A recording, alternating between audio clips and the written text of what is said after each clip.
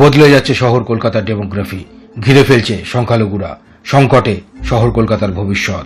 দক্ষিণে জোকা আর গড়িয়ার পরে হিন্দু প্রায় নেই, উত্তরে বারাসাত আর ব্যারাকপুর এরপর থেকেই পাতলা হয়ে গেছে, পশ্চিমে সাঁতরাগাছি আর হাওড়া ব্রিজ পার হলেই লোম ওটা কুত্তার মতো কোথাও কোথাও। দক্ষিণ পশ্চিমে ডায়মন্ড হারবার রোডের পশ্চিম দিকে পুরোটাই হিন্দু প্রায় নেই। দক্ষিণ পূর্ব গড়িয়া থেকে সায়েন্স সিটি বাইপাসের পূর্ব দিক প্রায় হিন্দু শূন্য। এবার বৃহত্তর কলকাতা শহরের ভিতরের দেখা যাক। শিয়ালদাহ, মৌলালি, রাজাবাজার, পাকসারকাস, তপসিয়া, তিলজলা, খিদিরপুর, মিথিয়াব্রুজ, গার্ডেন ব্রিজ, ইকবালপুর, মোমিনপুর, ঠাকুরপুকুর, মহেশতলা, বাটা, হরিদেবপুর, বাদু প্রায় হিন্দু শূন্য। আস্তে আস্তে পুরো কলকাতা ঘিরে নিয়েছে। এখনো হিন্দুরা কেউ সেকুলার, কেউ উদাসীন, কেউ রাজনীতির নামে বিভক্ত, তো কেউ নিজের ধর্মকেই খিল্লি করছে। এবার বুঝতে পারছেন আর একটা নোয়াখালী হলে কি হবে হিন্দুদের। এবার আসি আরেকটি বিষয়। হিন্দুরা সারাদিন রাজনীতি করছে, মিটিং মিছিল, দেওয়াল লেখা, তাও বিনা পয়সায়, যদি হারামে কিছু পকেটে আসে, যখন ওরা সারাদিন গোটা পরিবার উপার্জন করতে ব্যস্ত। হিন্দুরা গোফের রেখা ওঠার আগেই বিড়ি আর প্রেম, যখন ওরা নানান হাতের কাজ শিখছে।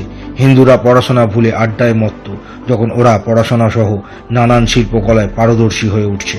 হিন্দুরা কাজের বিচার করে, কিন্তু ওরা যখন যে কাজ পায় তাই করে ফেলে। ওদের টাকা আছে, আর হিন্দুরা দান অনুদানের ভিখারি। ওরা ওদের ধর্মীয় সংগঠন লাখ লাখ টাকা শুধু দেয় না, প্রয়োজন ধর্মের ডাকে আহুতিও দিতে রাজি, কিন্তু ওরা রাজনীতিকে পাত্তাও দেয় না। তাই রাজনীতিকরা ওদের তেল মাখিয়ে চলে ভোটের লোভে। খেয়াল করে দেখুন, সব রাজনৈতিক মিছিল মিটিংয়ে ওরা থাকে না, যদি না ওদের ধর্মীয় স্বার্থ থাকে। আর হিন্দুরা রাজনীতির নামে এক, কিন্তু ধর্মের নামে বিভক্ত। হিন্দুরা মন্দিরে চাঁদা দেওয়া তো দূর, নিজের ধর্ম নিয়েই আধুনিকতার নামে নোংরামো করে। হিন্দুরা সব মিটিং মিছিলে আগেই হাজির হয়ে কুত্তার মতো লেজ নাড়ে। তাই রাজনীতিকরাও হিন্দুদের রাস্তার কুত্তার মতোই দেখে, শুকনো হাড্ডি ছুড়ে দেয় যেখানে ওদের গৃহপালিত হাতির খরচ বহন করে তোষণ করে। এভাবেই হিন্দু ধীরে ধীরে দুর্বল হচ্ছে আর দিনে দিনে বিচ্ছিন্ন হচ্ছে।